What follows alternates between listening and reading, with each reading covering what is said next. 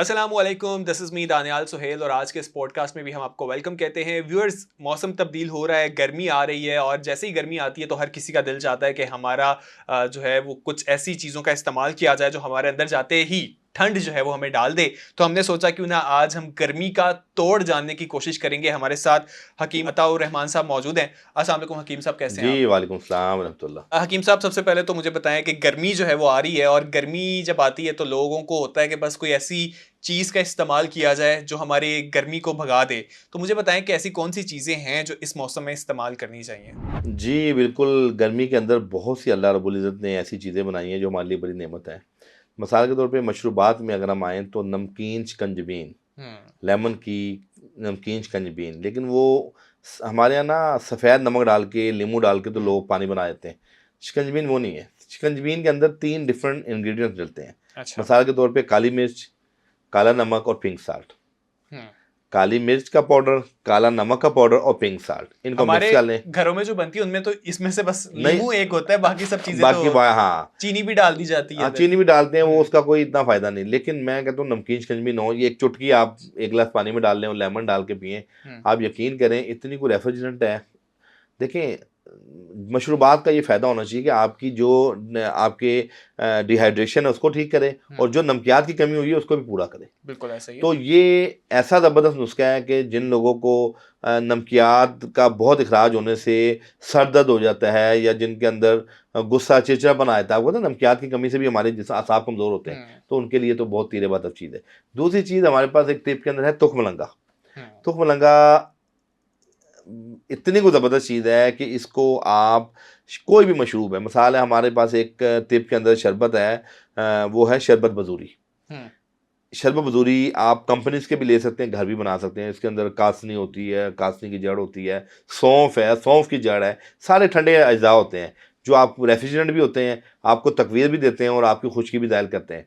आप इमेजिन करें तुखमलंगा को आप उस शरबत में 2 चम्मच मिला के ना, पहले तो आप तुखमलंगा को पानी में डाल के ना थोड़ा सा वो कर लें, नरम कर लें, सॉफ्ट कर लें। नहीं भी करेंगे, शरबत में भी आप 5-7 मिनट रखेंगे ना, सॉफ्ट हो जाएगा। ठीक है। आप यकीन करें, इतनी कोई ज़बरदस्त चीज़ है कि जैसे ही आपने पीना है ना तो आपके कलेजे को ठंड पड़ जानी। हुँ। और इसी तरह एक और चीज़ मैं आपको बताऊँ, हमारे यहाँ ना जो पुरानी हमारी माएँ थीं, हमारे कोहना जो बुज़ुर्ग होते थे, वो घरों में ना इमली आलू बुखारे का शरबत बनाते थे। हुँ। अब ट्रेंड ही नहीं है। हुँ। आजकल जो मेहमान आता है बोतल पिला दो, जूस पिला दो, सारी ऐसे ही है। सिंथेटिक चीज़ें पिला-पिला के हमने लोगों को शुगर का मरीज़ भी बना दिया और बीमार भी कर दिया। और भाई घर के अंदर चीज़ें बनाएँ। आप अपने देखें, एक तो पैसे कम लगेंगे, दूसरा आपको पता है कि कितनी हाइजीनिक चीज़ है जो आपने घर में बनाई है, हुँ। साफ-सुथरी। इमली आलू बुखारे का शरबत हम अक्सर बाहर देखते हैं और जी, वो कोई सफाई का सर इंतजाम वो नहीं होता और वो हाँ। तो बस एक आप मुख्तलिफ और बीमारियों का शिकार हो सर जाते हैं। जी, समझ लें, अगर आप बाहर से ये शरबत रेडी वालों से पीना शुरू कर देंगे ना, तो आप हुँ। अपने आप को हेपेटाइटिस के लिए मदऊ कर रहे हैं, दावत जुल्म दे रहे हैं। करेंगे अपने ऊपर। एक तो बाहर पानी जो लिया जाता है, वो पानी हुँ। आपको पता है कि बस जहाँ से पानी नज़र आया भर लिया। और दूसरा, मैं देख रहा होता हूँ बड़े-बड़े पढ़े-लिखे लोग और बड़े-बड़े पैसे वाले लोग गाड़ियाँ रोक के रेडी वालों के पास शरबत पी रहे होते हैं। देखें, हुँ।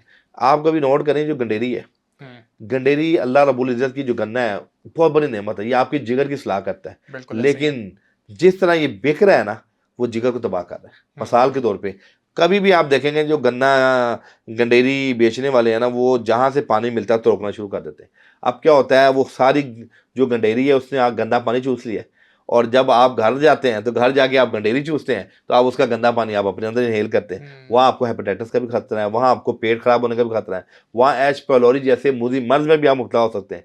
तो ये वो चीज़ें हैं जो लोगों में हमें अवेयरनेस पैदा करनी है। भाई खुदा के वास्ते, गन्ना खाने का शौक है तो खुश है, गन्ना कटवाएं अपने सामने और उसको कहो हुँ। पानी नहीं तो रोकना, मेरे सामने गन्ना काट, और घर ला के खुद धोएं उसको अपने साफ पानी में, और फिर वो आप इस्तेमाल करें। तो वो गंडेरी आपकी जिगर की भी इस्लाह करेगी, आपके जरकान को भी ठीक करेगी और आपको सेहतमंद भी बनाएगी। वरना आपको पता है, ये गन्ने के रस वाले, अब गंडेरी गन्ने के रस से आपका जरकान खत्म होता है, हुँ। लेकिन जो गन्ने का रस बाहर बिक रहा है, मक्खियाँ और वहाँ पे जनाब गंदगी, गलाजत, और हुँ। वो गन्ने का रस जब हम पीते हैं तो हमें जॉइंटिस हो जाता है, जरकान असफर हो जाता है, हेपेटाइटिस ए और हेपेटाइटिस ई हो जाता है।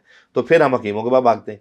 तो ये तमाम चीज़ें ऐसी हैं जिसको अगर हम अपना कंट्रोल करेंगे या जिसके ऊपर हम अपनी लाइफ को अपने ज़बान को लगाम दे देंगे तो आप एक सेहतमंद माशरा हम बन सकते हैं। बिल्कुल ऐसे, और इसके फ़वाइद इतने ज़्यादा हैं। अगर हम गन्ने का जूस की बात करें, अगर ये बिल्कुल सही तरीके से बनाया जाए, साफ़ सुथरे तरीके से बनाया जाए, तो इसके इतने फ़वाइद हैं कि आपको बहुत सी बीमारियों से भी ये बचाता है। सर ये अल्लाह पा देखिए हमारी बॉडी में आपको पता है कि शुगर बहुत ज़बरदस्त चीज़ है जो आपकी एनर्जी प्रोवाइड करती है, हमारे ब्रेन हमको शार्प करती है। लेकिन शुगर वो हो जो कुदरती शुगर हो, सिंथेटिक शुगर नहीं, कुदरती शुगर हो। ये गन्ना हो गया, शक्कर हो गया, ये तमाम चीज़ें जो है ना आपकी कुदरती शुगर हैं जो आपकी बॉडी में ग्लूकोजन बनाती हैं।